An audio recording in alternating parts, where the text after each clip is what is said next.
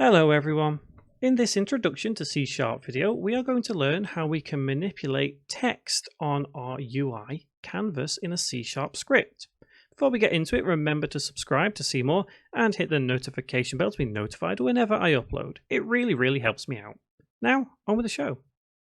So most games to some degree will have some form of text on the screen, whether it's something like a text box, whether it's just some signage, or whether it's just some UI telling you a score or something in your screen.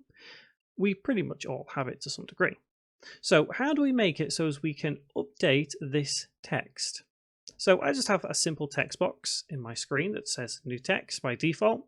It's increased a bit and it's also white. When we press play, nothing will happen. It'll just say new text. So how do we make a C# script that will update this text to what we want it to say?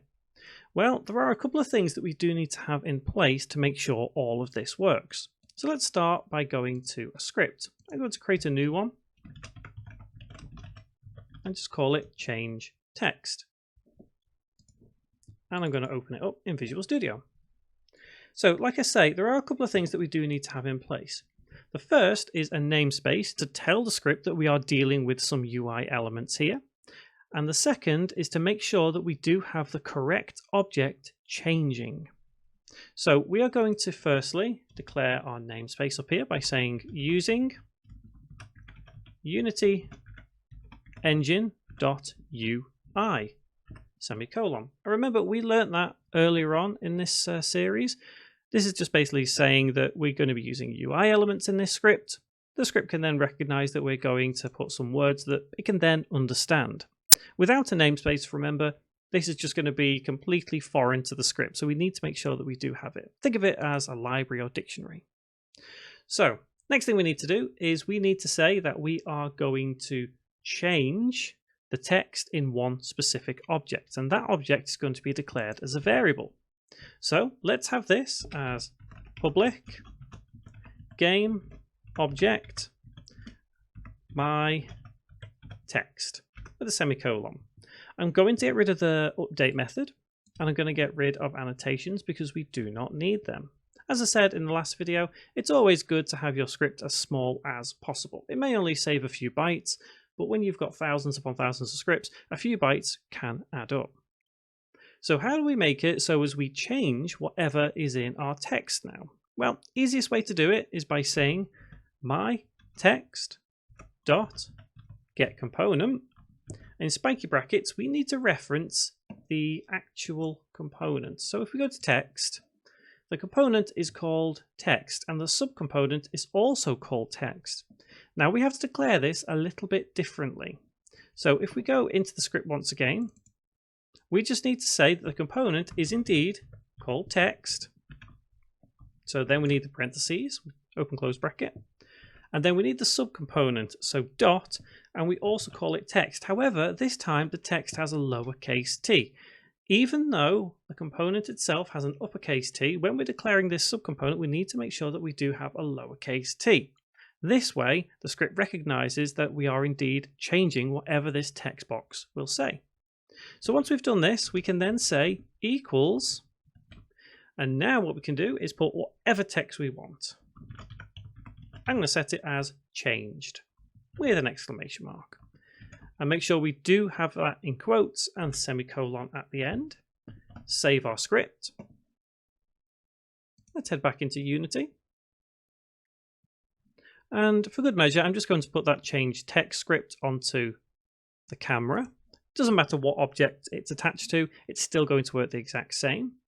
And I'm just going to drag text over here to say that is the object that we're changing the text on. And this should now say changed. So we have changed whatever that text will say. And obviously when we stop now, it will go back to saying new text. So what's happening is that whenever we're pressing play and that script is initiating, it is running that line of code and changing our text to say changed. And there are further ways that you can change all of this. You don't just have to have this right here. For example, we could declare another variable. So public int, and let's have this as another int, and we'll make it equal to 1, 2, 3 with a semicolon. Now, let's say we want our text to display this 1, 2, 3. We cannot simply just have another int. That won't work. The reason this won't work is because this field here is expecting some kind of string or text. If this were a string, it would not be a problem. But if we want to declare anything other than that, for example, like I say, an integer or a float, we can't just have this. But a quick and easy way around it is just to have a double quote and then plus.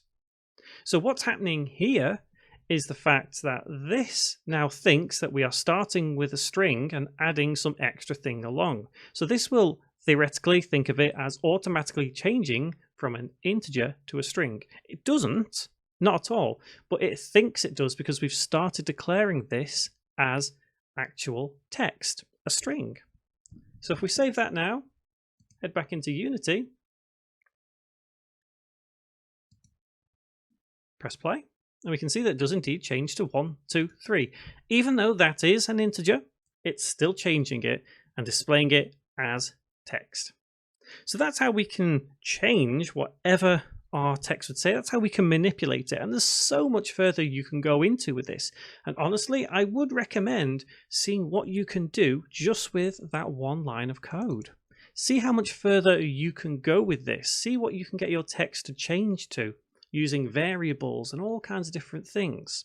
And obviously you can combine even more things previously. For example, when we had our static script to speak to other scripts, you could incorporate that into this and update that text every second to say something different. So why not give that a go? Put that into practice and let me know how you get on in the comments. So, as I said earlier, guys, don't forget to hit that subscribe button and notification bell. And yeah, thank you very much for watching.